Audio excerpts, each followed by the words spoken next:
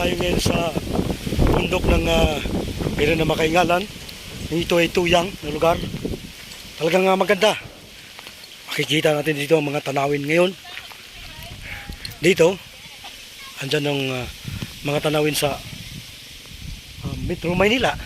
Tanaw natin po dito ang BGC, hanggang Makati at ang Cubao, at ang pinakamalapit na Marikina City. At ang aking kasama ngayon ay si Brother Runil. Andito siya. Magandang hapon po sa ating mga ka-brother. May binisita kami sa lugar ng makaingalan at sa lugar ng Garrison. Kasama ko ang ating future evangelist ng One True God Seventh-day Adventist. Salamat, brother.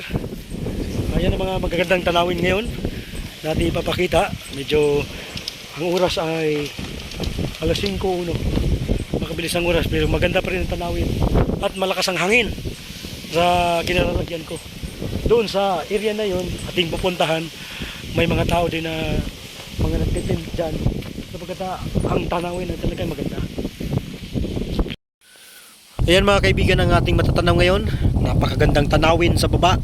Ang lugar na dinadayo ng mga mountaineer ay talagang nakakawala ng pagod, nakakawala ng stress ang mga tanawin sa lugar na ito.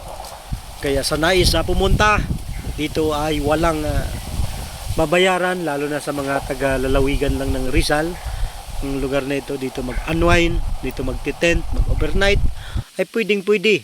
Perfecto sa magjuwa, sa mag-asawa, ay talagang nakakawala ng matinding pagod. Ang mga tanawin, ang nagagandahan ng mga kabundukan ng Rizal ay talagang matatanaw sa kinalalagyan ko ngayon. Kaya sa nais magpunta, ito po ay matatagpuan lamang sa kabundukan sa bayan ng Rodriguez, Rizal.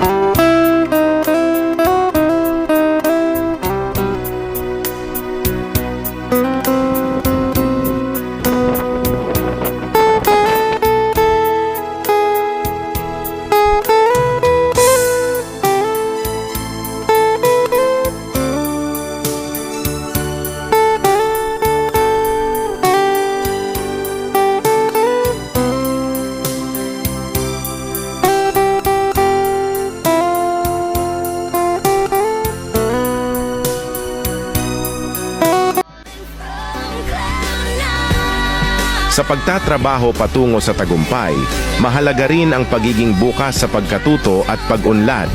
Huwag mong takasan ang mga hamon, kundi harapin ito ng may tapang at may lakas ng loob.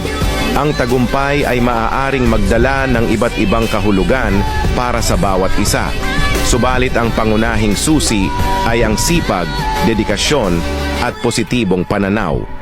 Huwag mong kalimutan ang mga taong sumusuporta sa iyo at ang mga aral na natutunan mo sa bawat yugto ng iyong paglalakbay. Sa pamamagitan ng pagpupursige at pagiging bukas sa pagbabago, ikaw ay tiyak na makakamtan ang tagumpay na iyong inaasam.